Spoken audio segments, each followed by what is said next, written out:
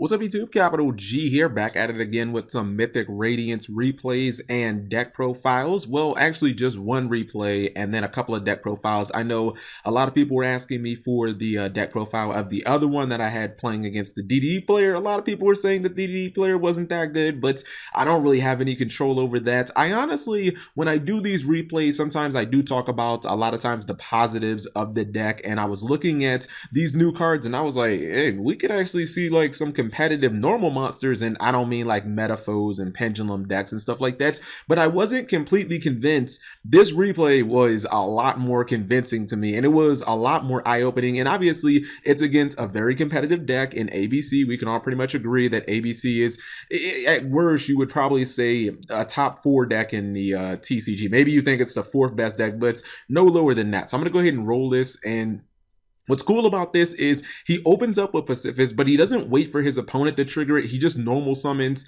the Gaga, and he just instantly is able to search a copy of Infernity Break. If you guys, again, are unfamiliar with this deck, basically you can search a lot of your trap cards. Well, the 2 trap cards for the archetype, you can search them both from your field spell anytime exactly 1 normal monster is summoned. And then while this card is face up, if you only control normal monsters, if your opponent resolves like a card or a card effect, then you get to summon a normal token, and it's a big ass token, and that token counts as a normal monster being summoned. So you basically get to search your trap cards, and they can be activated from the hand, which is really the stupid incredible thing about this deck. Now, this guy has included Paleozoics in this deck, and it does kind of make sense, guys, because when a Paleozoic is summoned, obviously that counts as a normal monster. So you see him activate Union Hanger. He's able to basically summon his token off of the field spell, and because he does, he's able to search a free copy of his Fiendish Chain / Shrink combined into 1 card. Now, you see the ABC player has a hand that is really, I mean, it's really capable of going off, and he summons 3 monsters. He equips one with Union Hanger. He goes for Castel. The reason he's trying to do this, guys, the reason he's trying to get rid of Pacifist is for you to be able to activate these cards from the hand. You see he's activating the Fiendish Chain one. For you to be able to activate these cards from the hand, you have to have Umi on the field, and this card counts as Umi. So he's trying to get rid of the field spell so that his opponent is locked out. Because the thing is, if you play against this Radiance deck and you leave them with a bunch of cards in their hand, you don't know what the fuck is in their hand. They could have a whole bunch of trap cards, and you have no idea, you know, what is coming your way during the battle phase or before. So he's going to negate Castel. At that same time, he's able to summon a Paleozoic monster from the graveyard. He goes for Diamond Direwolf. He's able to use his Infernity Break. Now he finally goes into ABC, and he does finally get Pacifist off the field. But at this point, it's a little too late. Like, he still has his Paleozoic card, which is going to activate. And I believe that's the Shrink one that's going to cut this guy in half. Yeah, it is. And oh my God, here was the stupidest thing that I actually didn't realize until showing off this replay. You can actually play equip cards during your opponent's battle phase with this deck. Actually, the Fiendish Chain / Shrink, it has an effect where you can banish a card, or you banish a copy of itself, it banishes itself, and then you're able to equip one of your spell cards, one of your equipped spells, to a normal monster on your side of the field, which, by the way, can be Paleozoics.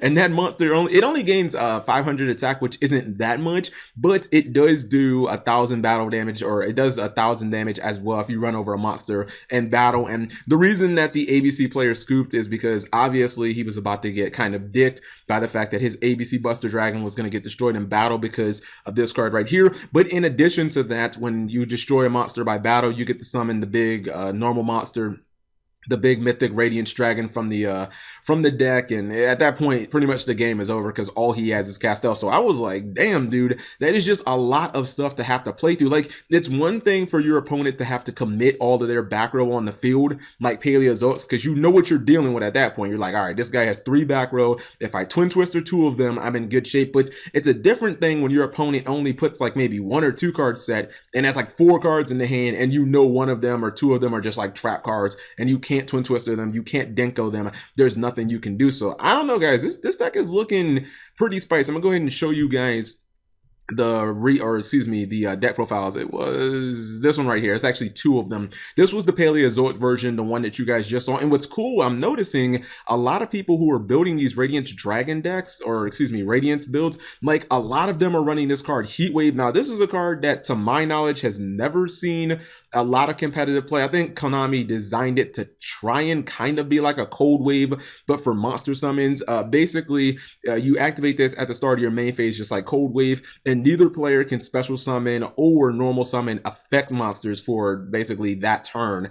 And it's really good against, I guess, pretty much everything. I mean, there's a couple of decks in the meta that can kind of play around it, like Paleozoic, which obviously you're going to be summoning as well, and maybe Metaphors, but everything else in the meta is going to get kind of shit on. And if you're playing against a deck that is really offensive, like Blue Eyes, and they don't really have any traps, chances are you can just surmount them, you can just kill them, you can just completely go in on them. And what's cool is, if you don't obviously have your, like, let's just say you don't have your Fiendish Chain or you don't have your Infernity Break, this deck is still a water deck that runs level 4 water monsters. So you obviously get the totally awesome plays. You get to go into Bahamut Shark. So I just think that, like, it could be a very viable deck, and we could be seeing another powerhouse water deck in the meta, because there's a lot of water in the meta right now, guys, between Paleozoics and between obviously Mermail, which is still not dead. Now, this is more of the just standard rank 4 version, and it just revolves around basically a whole bunch of level 4 monsters. The reason you're running so many, you guys probably have never seen 7 colored fish. I mean, this card came out in like Magic Ruler,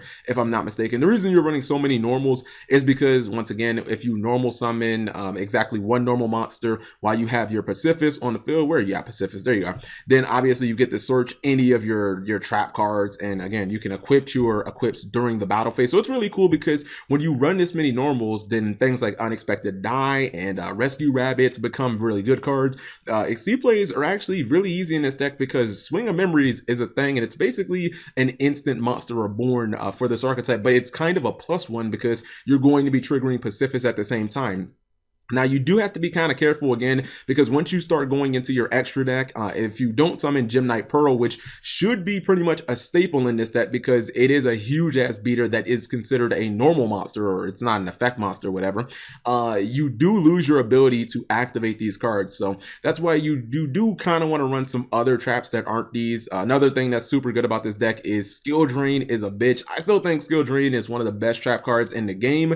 Decks like ABC just absolutely hate it. If you play it against an opposing like a Paleozoic player, all their monsters are small as shit. Even when they go into totally awesome, it just doesn't do anything. So like Skill Drain can honestly be a win condition, especially when your token, like the token that you summon from Pacifist, like it's 2000 attack. Like if you put one of the equips on it, you have a 2500 attack monster that is just going to be colossal. And then like it's a really big deal when you get a free 2000 attack monster. So I just wanted to show you guys these replays. A lot of people were asking them. I think the deck looks very fun. I think these decks are very unique, and I like this. I kind of like this mechanic of being able to activate traps from the hand, because when I think about cards that let you do that, I think about things like Machior the Destructor and Temple of the Kings, cards that are like 15 years old. They were in like the original Yu-Gi-Oh series, but you know, they basically got banned. So most of Yu-Gi-Oh's players today have never even played. Like I've never even played those cards. Like I feel like Temple of the Kings was never legal. I don't think I even remember a point where Machior was legal either. So